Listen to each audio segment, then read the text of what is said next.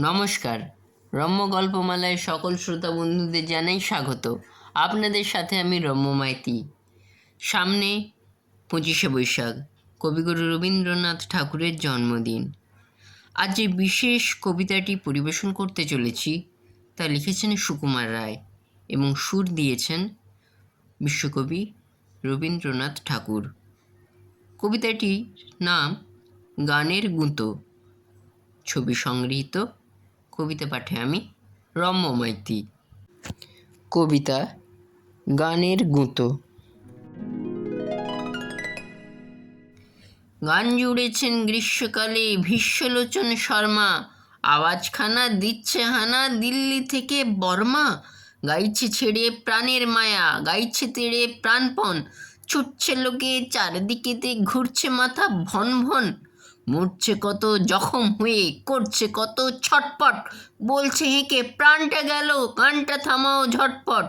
বাঁধন ছেঁড়া মহিষ ঘোড়া পথের ধারে চিৎপাত, বিশ্বলোচন গাইছে তেড়ে নাইকো তাহে দৃক্পাত।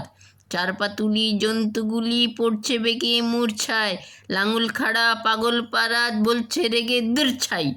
জলের প্রাণী অবাক মানি গভীর জলে চুপচাপ, গাছের বংশ হচ্ছে ধ্বংস, পুড়ছে দেতার ঝুপচাপ।